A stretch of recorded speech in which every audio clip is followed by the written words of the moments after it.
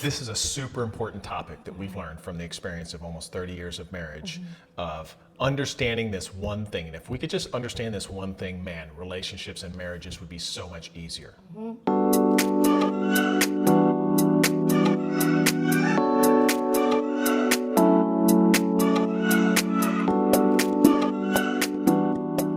We were just having a conversation. In fact, we just went through this again recently, where we call it the thing behind the thing.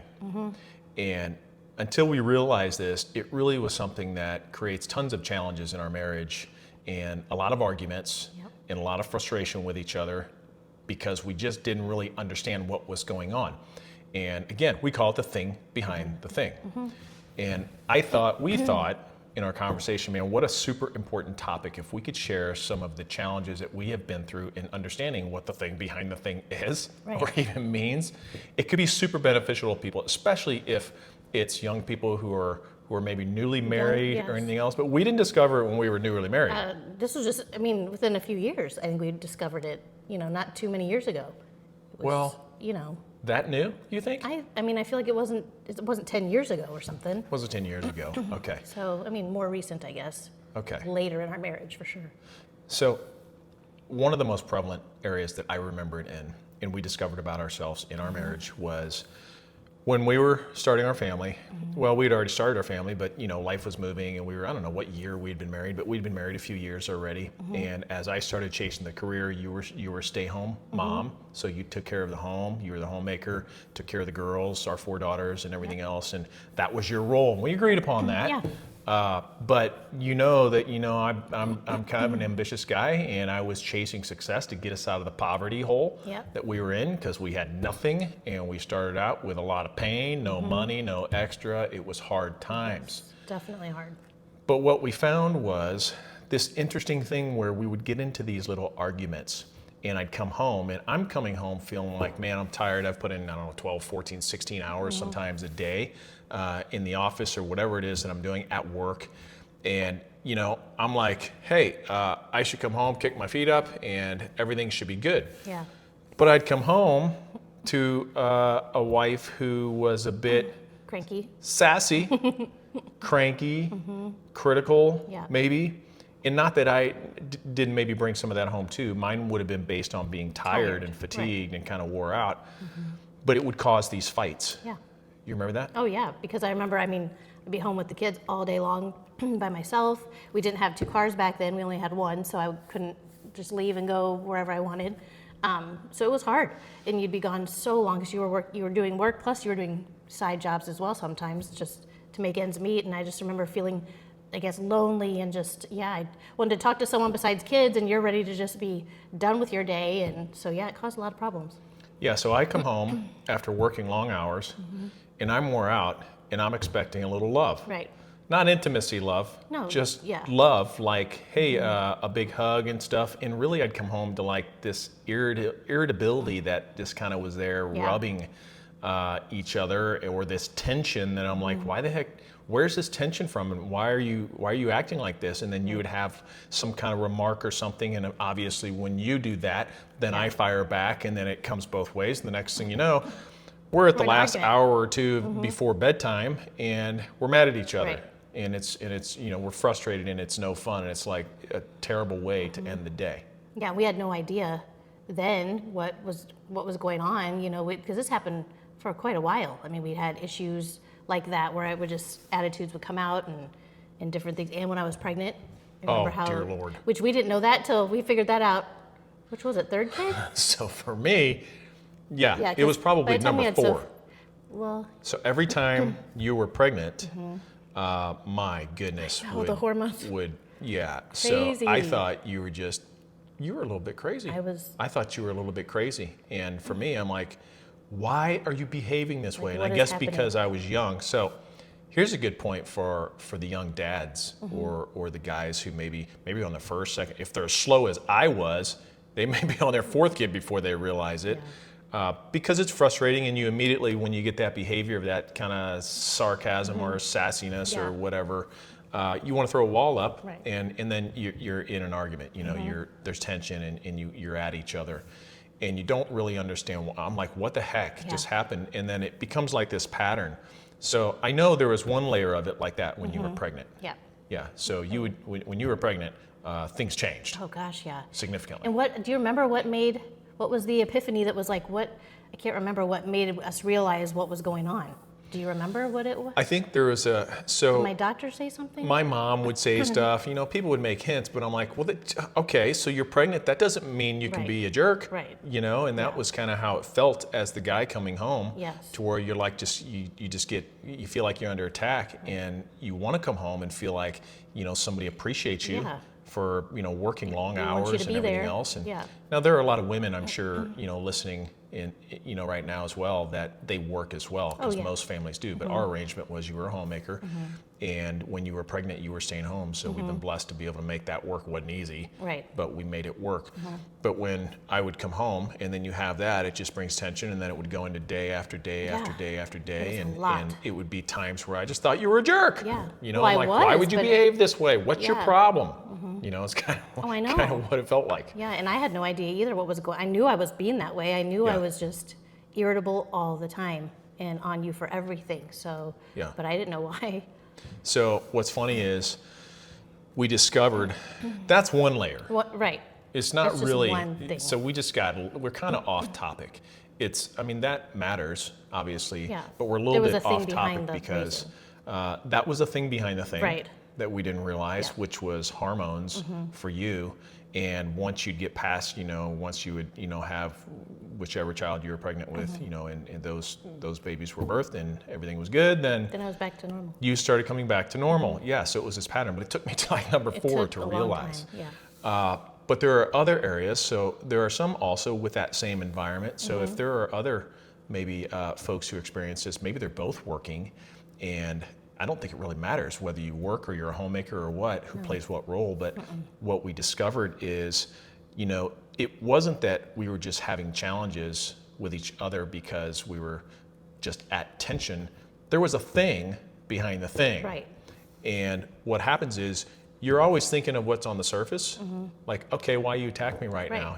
Oh, well, you didn't put that away. Okay, gosh, it's the end of the world because I left something out on the counter, or whatever silly thing it may seem, and it's just this irritability that just keeps It's always attacking there, each other. yeah. It's always there. So what do we discover? We discovered that we need to figure out what the issue is going on that's causing you to be acting that way. It took us, though, a long time to figure that out. Yeah, because we didn't even know. And we were young. I think too, maturity. Still we have issues like that sometimes. But I'm saying we were really young at the beginning when all that What do you other mean we stuff. have issues? You think we still have issues? No, I'm saying we still have. Like even this morning. We still have This issues. morning I was more kind of. I woke up with a headache. Someday which is not we'll be normal. perfect. Maybe someday. But right now we still have issues. Yeah. Go But ahead. even this morning I was saying I don't get headaches very often, but I woke up with a headache today, and I was just more irritable, kind of with you and causing issues. So there was. But the reason was I had a headache, but I didn't say that at first. I was just being, kind of snotty and stuff. I didn't with know you you had a headache no, at that's all. what I'm saying. You had no idea. Yeah. So, So it was just there- there was a reason behind why I was acting that way. And there was a moment where I was like, okay, Yeah. what the You're heck's like, that what is about? going on? Yeah, Yeah. I just thought you woke up cranky. Right. So- So what do you do? How do you deal with the whole? What do you do when you realize that you're being that way? Like if you're having an issue, that you're kind of attacking If me. I'm having an issue, Yeah, like with where you're. what there's if you're a thing having an behind the issue? thing. Oh wait, we're arguing about issues now. Okay, go ahead. What? No, I'm saying, what do you do when you do you catch yourself? Like today, I had a headache, and I realized that's why I was being so short and snappy with you. But when I realized that, but I'm saying, what do you do to help realize that? Okay, there's what's making me act this way or be so short with her or the kids or whatever. So I think you hit on a couple notes. First, it takes maturity to recognize that there's something more oftentimes, and our habits are really to just jump in and fight back. Yeah. And if your habit is to jump in and fight back, you're really not communicating out of love, you're communicating out of response. And until we learn that, it's hard. Yeah. It's going to remain hard. In retrospect, now, with maturity and time, we started realizing through conversation that there's usually more to it. And now, like what we say, the thing behind the thing. Right. What's the thing behind the thing? And it's really in everything we do. So what we realized was this, that it wasn't because you were really irritated at me or because I didn't put something away properly or because of this or that or whatever the little minute thing was that would cause a little bit of frustration coming back at me. It was tied to something else. So the thing behind the thing turned out to be, look, you're working long hours. I'm lonely. I never get to see you. We don't spend any time together. Right. And those are the things that created the tension that are unrecognizable because they come out in so many different ways that are not actually the thing that's actually upsetting you. Yeah, because I didn't realize that's what was going on inside. You know, I just knew that I was mad at you a lot, you know? So it was, you know, recognizing that's a big deal. And it's hard, like we were talking about, it's hard to just stop and, if you're frustrated with each other, to just stop and say, okay, what's the thing behind the thing? Or what's going on here that's making, you know what I mean? Because everybody's, or at least me and pretty much you, we're ready to, you know, be defensive or argue back or whatever. So what do you say? Like, what's your advice on how to just take a step back, I guess you should say? The only It's advice hard. I can give is on what we've tried Right. and learned. And what I think is you have to try to start making a habit of saying, hey, do I love this person? Yes, I do. Is this person normally like that? No, they're not. What's going on? Yeah. Why are you behaving this way? Now, if you, and that's super hard to do, obviously. That's Yes. really hard to do. Yeah. But if you can make a habit of it and agree to that together, then you can say, hey, what's really bothering you? Yeah. This morning, I didn't think about saying, hey, what's really bothering you? I'm Right. just like, what And the I heck? didn't think about it either till after. And I was sitting there, I'm like, wait a minute, I got this headache that's driving me crazy. And, you know, it's not an excuse. That's what I'm saying. We still need to help. It just happens. Right, it happens. But it made me realize that that's probably why I'm acting this way, because I woke up with a headache and it didn't feel so good. Yeah, and you know, so we've talked to others in this, you know, context as well, in their challenge, especially younger married people. Yes. It's a challenge because, you know, until you start recognizing this a few times, and we talk, you know, we have other videos about, you know, the D word, using divorce word, Yeah. you know, and threatening divorce. And what that really is we've kind of concluded through our experience that what that is it's leaving you in an unsafe environment of not feeling safe that you can be open, relaxed in your relationship with the person that you love. Right. I think this is some of that as well, because you have to look at the person and try your best to say, hey, I love this person. Why are they behaving that way? This is not normal. Yeah. Hey, what's going on with you? Are you okay? Yeah. And if we could shift to that instead of like, oh yeah, well, what's your problem? You know, that type of thing, to where you start firing back. Then oftentimes it causes the other person to reflect for a second and be Yeah. like, I don't know. Yeah. You know, I don't know. I have a headache. I don't know. I'm not feeling so well. Yeah. And then there's some compassion that would come in for the other side that would be able to say, okay, you Yeah. know, you have a headache. I get it. Well, let's just set this aside and talk later. Yeah, it would save so many arguments and frustration and So many tension. arguments. And yeah, it's easier said than done, but It is easier said than done. and we've grown, like you said, we've grown. Many years it's taken us to be able to have these insights more. Yeah. So the more we can help younger people realize it now, Yeah. the better. Now, I will say this. You know, we've had conversations, and there's other videos as well that you know, people can check out in some of our archive on health and the yeah. importance of health. And I do know some of the times when we look back, when we were more tense in our relationship and everything, you have to release some of that energy, and the foods that you eat can have an impact. You know, Yeah, true. I like my sugar. You do like sugar. I like sweets. It's good Yes. stuff. It's hard for me to turn away. Yeah. But I'm also at the gym 3 times a week, Yeah. and we also make a point to walk and do healthy things for our brain, for our body, and those types of things. I think if you're having a constant tension, you need to absolutely release Be able to energy do- yeah. through exercise and taking care of your body. It makes you feel better. It gives you clarity to your mind. There's so many things that can help and benefit you in your relationship with your spouse, in us. So Yeah. because it just relieves tension for me, it helps me be more relaxed when Yeah. there may be a conversation that- that's tense. Yeah, that's good. That's Yeah, really good. but- It's important to have that release. Yeah. So it's not always what you think. So the whole premise of the conversation is, are you looking at what's on the surface? In other words, the comment that came at you, or Right. if there's a real reason behind the dig or the poke Yeah. or whatever the sarcasm is that came at you. Our biggest challenge, and you tell me if you disagree, our biggest challenge through the 29 years of marriage was because I was gone a lot. Yeah. Now I was busting my tail. Yeah. And we've been super blessed because of Yes, it. very. But because of that time I was gone, it definitely had impact on our relationship. Oh, yeah. And it made things hard. It made it hard for us to feel loved together. Yeah, It feel made close. it challenged our any time for intimacy. It just kind of pulled us apart a little bit. So you have to be purposeful in coming back together. But if you don't recognize that there's a thing behind the thing, Exactly. and ask or Yes. discover what it is and know that that's a thing. Right. Exactly. It is a thing. The thing behind the Yes. thing is a thing. Yes. It's a real thing. We're flinging a lot of things.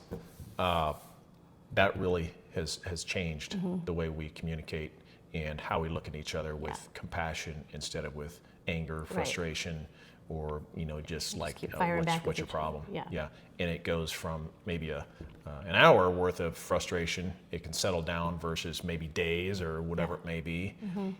And here's another thing about the thing about the thing. There's just a lot of things. A lot of things. Is if you don't resolve it quick enough, then it just starts almost feeling like it becomes a habit. Oh, yeah. And You ever it's feel easy to that? become a habit. Yeah. That's for sure. Yeah. And we've had seasons of that as well. Yeah.